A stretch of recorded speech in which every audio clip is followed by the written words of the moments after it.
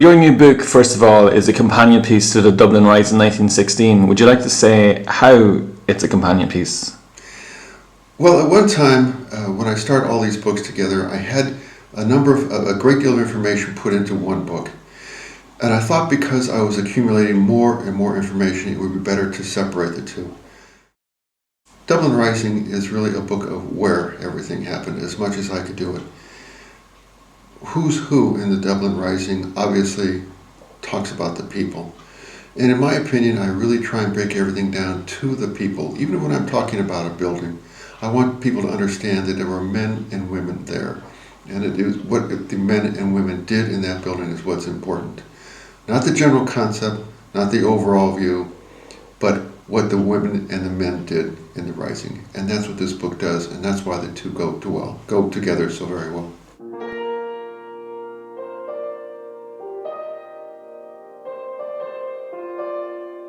You made some surprising discoveries concerning women who were in the GPO. Could you elaborate on this?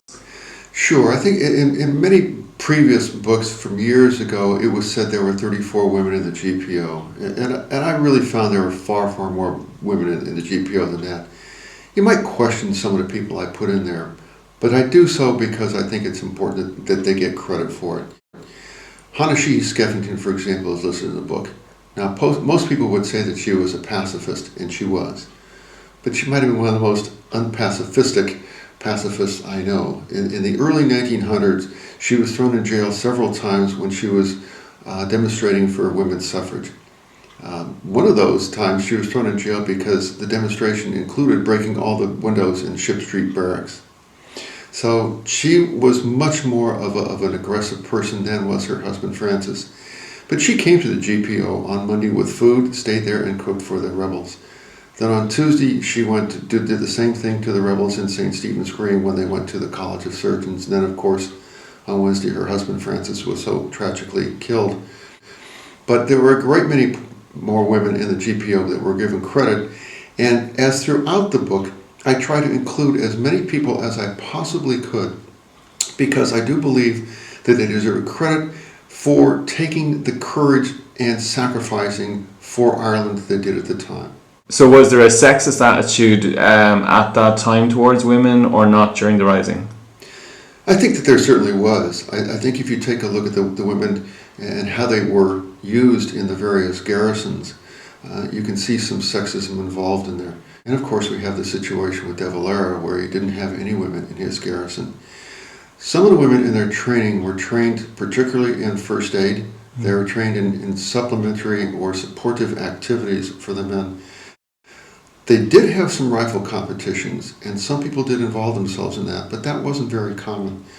One of the ones who was one of the best marks persons, if you will, was Winifred Carney up in Belfast. She was one of the best shots anywhere up there, but she never had a rifle in her hands when she went to the GPO. She had the typewriter, she did everything for James Connolly, but in fact that was it. But if you take a look actually at De Valera, I think that's a starting point, and he not only didn't have any women there, but he said that one of the reasons was he thought that they would not be useful in a garrison in which the people were going to be moving around a great deal. If you take a look at his garrison, his was one of the garrisons that didn't move around very much. But I mentioned Hannah Sheehy Skeffington a little bit earlier in the interview. De Valera once said to her that he was actually very sorry he didn't have women in his garrison because it meant that some of his best men had to spend their time cooking. Although, if you take a look at another man in the Rising, Patrick Pearse, and you ask what was his attitude, it was very paradoxical. He said he did not want to think of women drilling and marching in the ordinary way as soldiers, but he didn't think there was anything wrong with teaching them how to shoot. Could you tell me about maybe one or two women who did fight?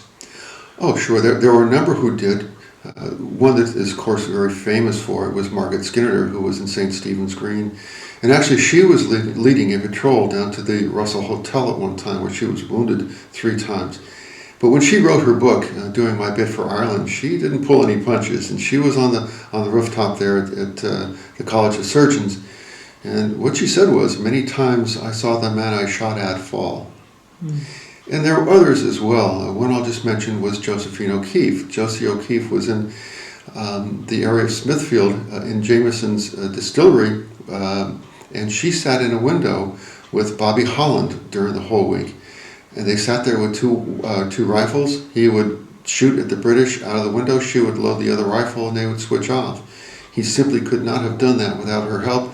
And she was in view of the British just as he was. She was in harm's way the whole time. So while many of the women did spend their time in the kitchens, did do cooking and that sort of thing, there were a great many others who were actually in the firing line and did so very, very courageously.